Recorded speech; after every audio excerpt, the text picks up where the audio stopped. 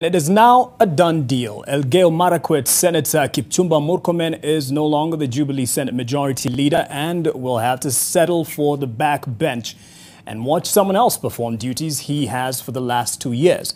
Senate Speaker Kenneth Lusaka confirmed the changes, thus dimming the hopes carried by Murkomen and Nakuru Senator Susan Kihika, who had exuded confidence in the Speaker being on their side.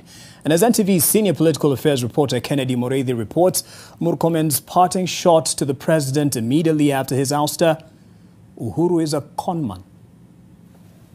I'm satisfied with the changes that the changes were made in accordance with Senate Standing Order 19(1), 2, 3, 40, 5, and 7, and meets the threshold required under Standing Order 19(5), there having been a majority of votes. And just like that, Kipchumba Murkomen was no longer the majority leader of the Senate. He, together with Nakuru Senator Susan Kihika, will now have to abandon their preserved seats in the chamber and scramble for sitting positions. When you also have another list signed by 21 people. Their former seats are now preserved for Jubilee's new choices. I wish to communicate to the House that the majority has effected changes which shall now take effect as follows. Senate Majority Leader, Senator Samuel Bogisho. 2, Senate Minority Whip, Senator Irungu Kang'ata. 3, Senator Majority Whip, Senator Haji Farhia. But as he read the short communication in the dying minutes of the morning session, one could tell the Speaker was breathing heavily, seemingly sure the message he was delivering will not sit well with a section of the senators. Mr. Speaker, this is not your decision.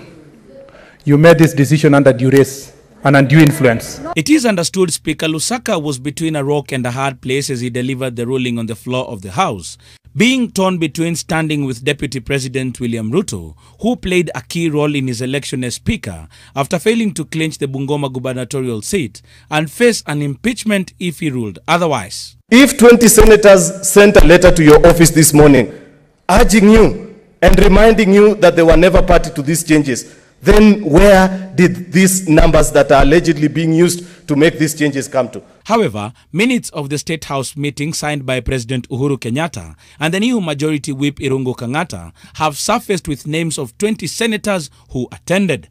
According to minutes of the meeting that took 45 minutes, the main business was removal of Senators Murkomen and Kihika and replacing them with Bogisho and Irungu Kang'ata before adjourning and agreeing to meet later for other matters. If the greatest achievement of the President of Kenya is to demonstrate to the people of this country that I have removed my majority leader, I'm a big man. Mr. Speaker, the President is already a big man.